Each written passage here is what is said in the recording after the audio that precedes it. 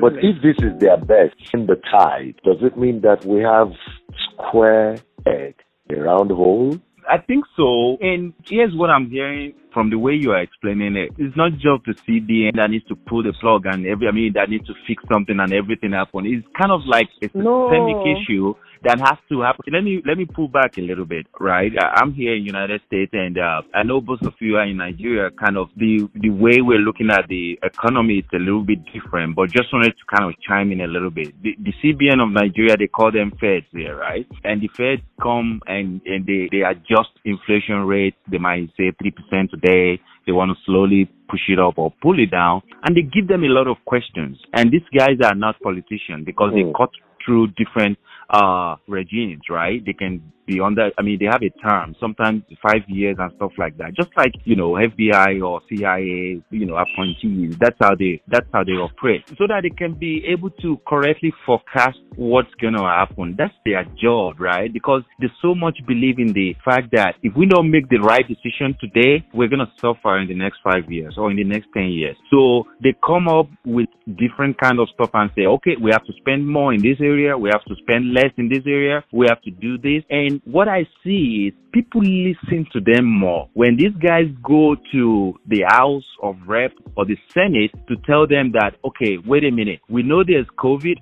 That's a very good example, right? When the COVID hit, the Fed chairman went to the House and said, we have to spend, and we have to spend big because we are losing a lot of employment and we have to give money to citizens. And everybody agreed immediately. It's more or less like anything they say, it has to be done because politicians believe them and they understand that these people are knowledgeable in that area. So, and they have to dance to their tune or else.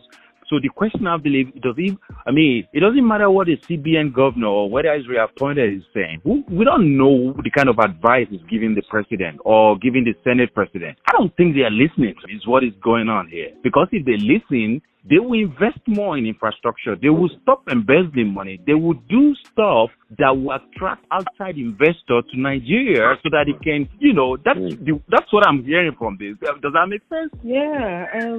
Like you said, it's not just about CBN. The infrastructure, electricity tariff and all of that, that's not from CBN. CBN, yes, they are supposed to bring out policies that will help the economy. But beyond that, other factors have to be in place so that everything can work well. Government is just looking for ways of, increasing the revenue. I heard that tax is now 15%, VAT is now 15%. And that's going to be paying that.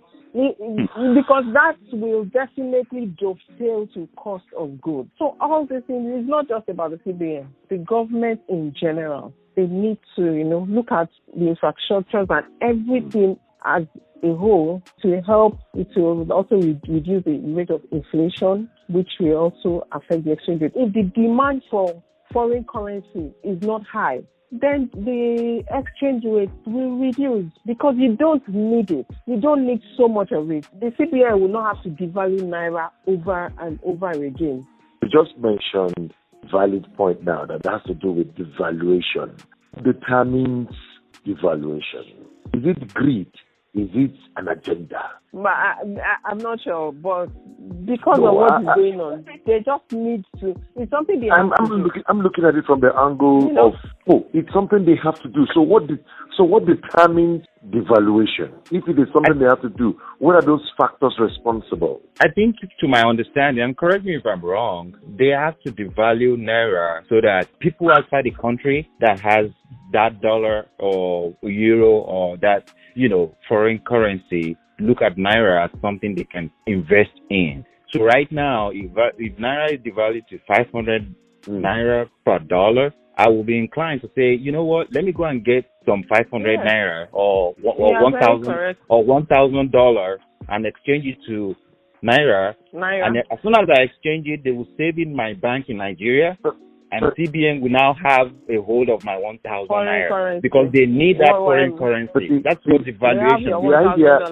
But they did that because they want more dollar. And they are doing that because we are not producing. We have to. That's why they are doing that. They want to pay outside people with dollar and they don't have it. Yeah, right. Yeah, right. Okay, yeah, I appreciate his position, but I'm saying that there's a government in the saddle. Don't they look at what is going to be of benefit to the citizenry as against their own quest? Okay, eventually, this is not just for them. Hello, right. Can you hear me? Yeah. This is not just for the government. It's not just for the benefit of the government. I'm with you. The importer is a Nigerian who is desperate to get foreign currency to pay for its import. So it's not just because government wants more foreign currency. Foreign currency they want is to make provision for a manufacturer in Ibadan that needs to pay a supplier abroad. Right. So it's not just because government wants more foreign currency and it's just for their own, selfish interest. I like that example you just gave because the manufacturer locally needs to pay somebody in China and they have to pay them in dollar. But unfortunately, what we needed from China is not being produced in Nigeria, right? That's why we have to import it. So I guess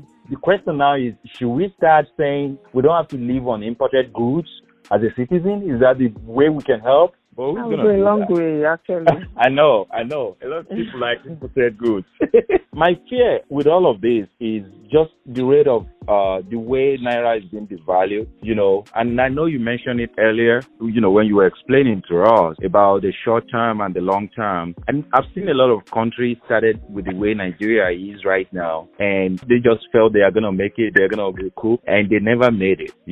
Talking about countries like Venezuela, Zimbabwe, or even some African countries. Zimbabwe is an example. Where a loaf of bread is 1 million, something like that. You are talking about that's Zimbabwe.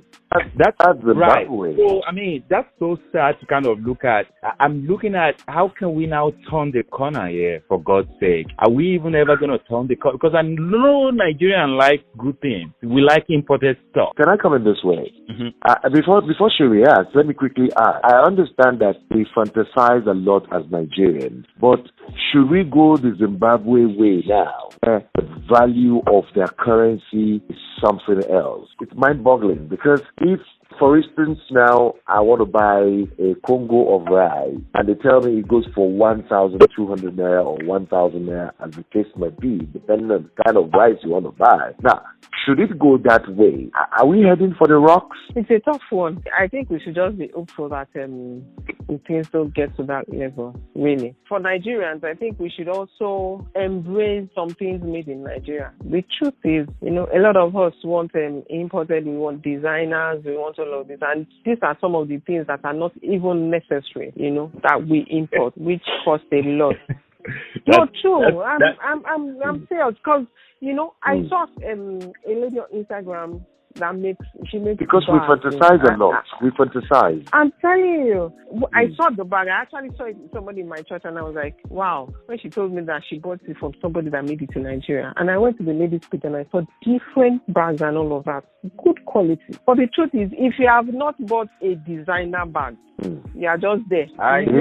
We need to embrace the made in Nigeria product. Yes, import toothpick, for God's sake, toothpick.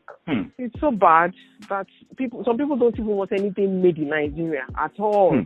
Everything they use, everything should be imported. What are those indices that are being used to say or explain that Nigeria still has the largest economy in Africa? We do more of importation and we are still perceived to be the largest economy. I don't know. I don't know. I think it's just a fallacy that we used to believe in, honestly. Maybe it's always been there and people just still believe that because from the look of things, it's not.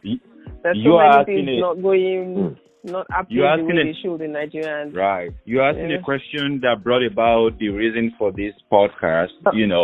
These are not working well. That's why we're trying to connect the dots. As a matter of fact, if we have a lot of countries in Africa that has uninterrupted power supply, that is not happening in Nigeria. We have a lot of things that we've been talking about on this show that is not going on in Nigeria. Systemic failure, police violence, transportation failures, production. We cannot produce anything. Exchange rate is going up, and we still call ourselves the giant of Africa. We might be giant of Africa because of our land mass. That's all. We might have the biggest landmass. It means we need to do more. We have to kind of revisit or kind of... We need to do more. And a very good psychologist will tell you, when you identify the problem, that's the first step. Unfortunately, I don't think we've identified our problem first. We've not acknowledged the fact that we are not the giant of Africa. But as soon as we begin to, first of all, understand that, we will begin to make progress. To me, I don't think we are no longer giant of headway. Landmass. Anyway. But let's hope for the better. Yes, we have.